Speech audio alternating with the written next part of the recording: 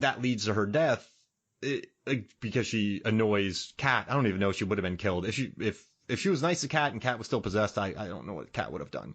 But so you can't really vilify her. Like, there seems, I don't know, there's just no, at the end when she's crying, I mean, it's just grief and loneliness. There's no, I don't know, I think it's balanced so well, and I never once felt that it was precious. Like, I never felt like a shot. Exactly. Like, and even some of the neat little production design choices. So I just want to say I've watched this movie about 5 times, I'd say, because it's so short. But I had to stay up late one night to finish some work on another project. I'm like, yeah, I'll just put the Blackcoat's daughter on. I had to turn it off during the scene where she's going up and down worshiping the boiler. I was like, I can't do this. 38-year-old dude. I can't. It freaks me out so bad. I can't background watch it at night. But it's very strong. It's very strong. But like, I noticed the more I watch it, like in the beginning, there's always 2 doors open for some reason. Like, they're framed in door frames, for lack of a better word. And I dig how. When Rose is getting her temperature taken, she's sitting next to a picture of a body with a decapitated head. Like, not like it's not decapitated. Like, it's not a body going. Bleh. It doesn't have a head. Yeah. Yeah. I mean, it's without a head, and then later on you see Kat in front of that, and I like just the usage of mirrors constantly in this. I think there's really neat production design, and how Kat in the beginning always sits on the chair to her right, screen left. But then when she's possessed at that dinner table, she sits, screen right to her left. Like, it's little tiny little things but no, like, none of them feel like, oh, I saw that, cool. Like, they're not showboaty. I don't think they help the story, and it just shows once again how thought out this movie was by Perkins and, the production designer and cinematographer Julie Kirkwood. So I mean, I don't know. It's layered, it builds, but it's also, I think, an issue though, because of the multiple timelines. You really have to focus. I mean, this is a movie that builds to the end. Like, this is a movie that you have to immerse yourself in to get that full experience.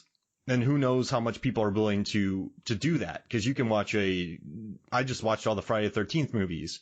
You could come in halfway through those movies and just be into it. So I guess it does. Do you think it does ask a lot of people? But I don't think it does. This is not, Perkins gives you everything you need, but it also, I don't know. I guess sometimes, like, maybe people don't want to really look at other people or, like, a movie like this, because this is a movie about looking at people, This is her story. This is, like, a person's story, if you will.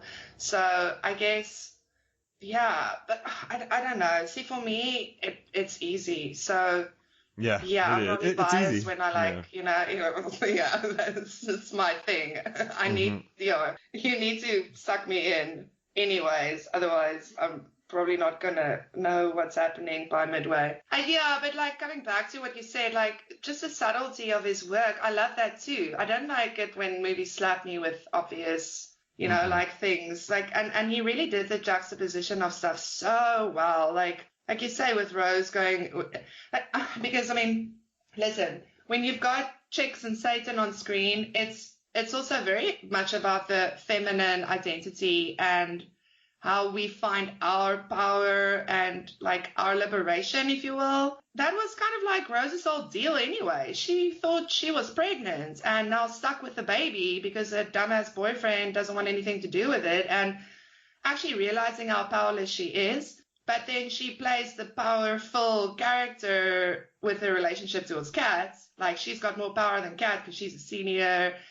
She's older, blah blah blah. She must she must be responsible for Kat, but she can also do whatever she wants. And I actually love the whole thing you did where Kat shows, like, her curiosity towards Rose. When Rose tells her, "Don't come into my room," and then she leaves, and then Kat goes into the room. And it was right after Rose told her about the nuns being witches, being into witchcraft and no hair on their bodies and blah, blah, blah. And the first thing Kat does when she goes into Rose's room is she picks up the hairbrush and she sees all the hair that's left behind in the brush. Like, that shot was so cool. Like, and I felt it's almost like she's, like, trying to understand what gives this woman her power, Rose now, like what is it? Is it the brushing of the hair, the way she smiles in the camera? Is it that? Like, I really love that scene as well. Like, and also because when she picks up the photo with Rose smiling, she brushes her thumb like across her neck, which is also like a little hint into the decapitation that's coming.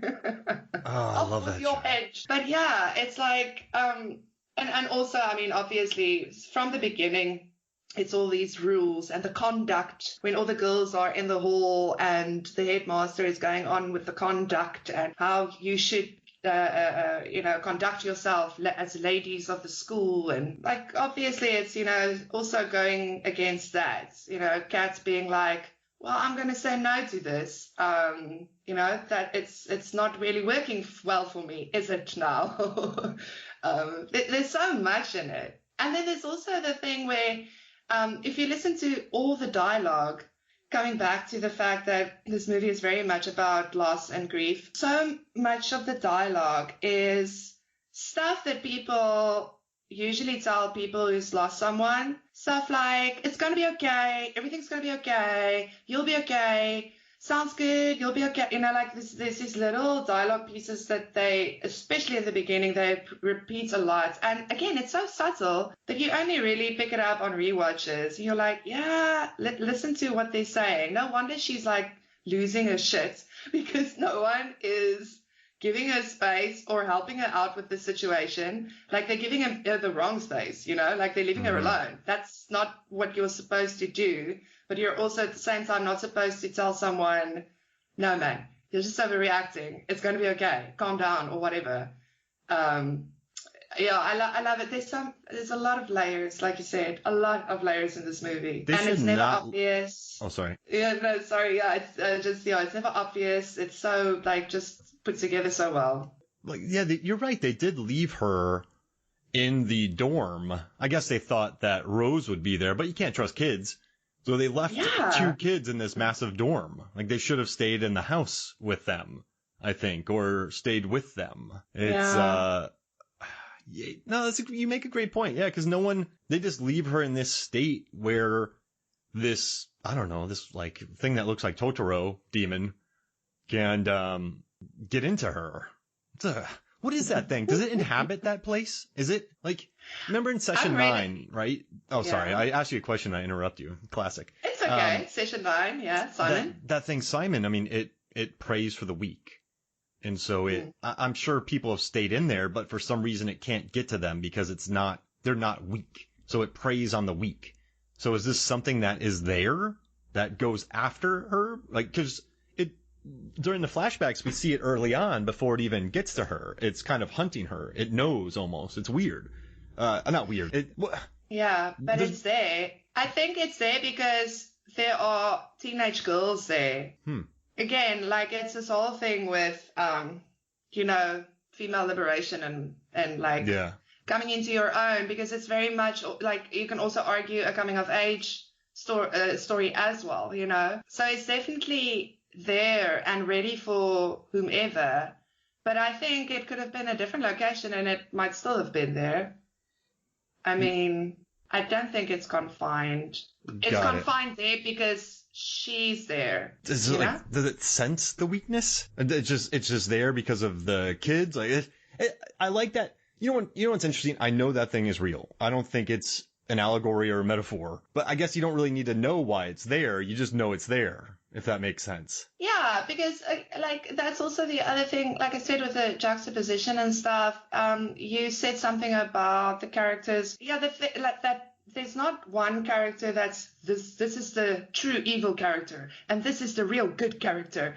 Everyone is a bit off, but everyone and I think that's what makes this movie so good, because it's about the human condition and it's about what we're all capable of under, the right circumstances, if you will. But the fact it went for Kat because she was the most vulnerable. Like, I think it could have easily went for Rose if Kat didn't have the more traumatic experience of seeing her parents die in this vision that she has and knowing it and then everyone abandoning her.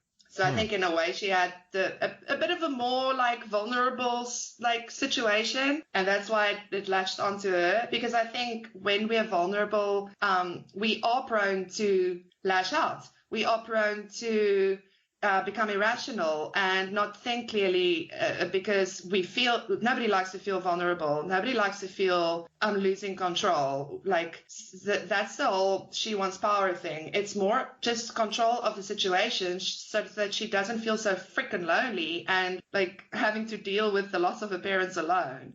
Mm-hmm. Yeah, I mean, that's why that thing went for her because, yeah. She's just a jerk. So lonely. And the exorcism is really interesting to me because, this thing has her saying "Hail Satan." It's a good scene. I don't think it is Satan. It seems like a woodland demon. I don't know. It's horned, but it seems like a bunny. It does. It's a very weird thing. It kind of looks like it's sort of cuddly. An itch with horns. You think if you saw it in the woods, you'd be like, oh, hi. Like what's that interesting wood creature? And I love how the I'll probably try and ride it or something. Like a Never-Ending Story. Just don't go in any bogs. So it's but the thing, and then the priest comes in that they were talking earlier, Father Brian, I think, played by Greg Elwand. He comes in and he seems to know the deal almost immediately when he touches her head and she changes. And she sees the thing. Oh, he sees the thing, yeah. And he's like, and he goes, there you are. Like, It's the most, I got goosebumps just talking about it. He just says, there you are. It's the most laid back exorcism. And then he sees that this demon is there with this child. And he opens up his little exorcism kit, which I know you carry around all the time. And just the Bible, the holy water.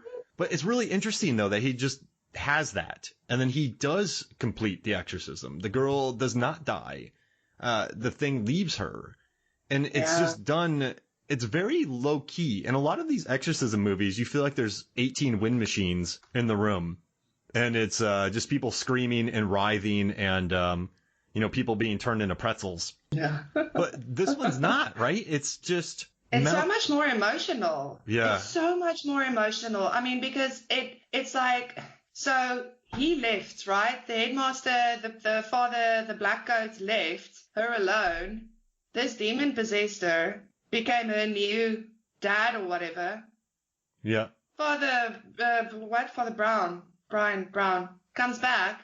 She's like, you came back. But then he helps her and the demon leaves and she's like, don't leave. Hoi.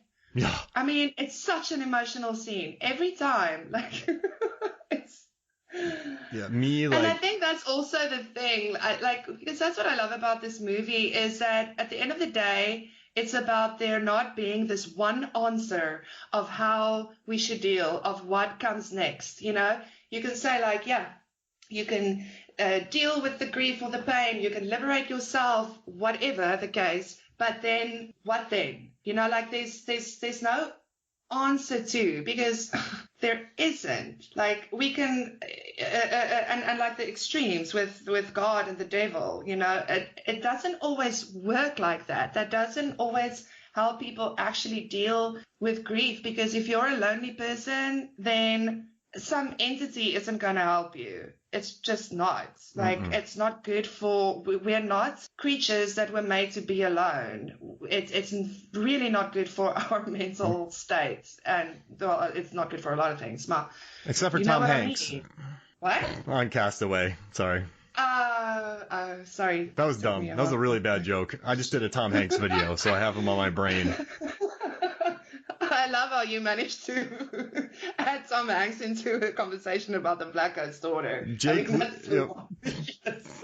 Lewitt says he always knows what I've been working on because I always reference something weird during every episode because I just got something on my brain. But no, I mean, this thing leached onto her. It sensed her. It was using her. It did not like her. And that interaction in her loneliness, she didn't want to go because it was there with her.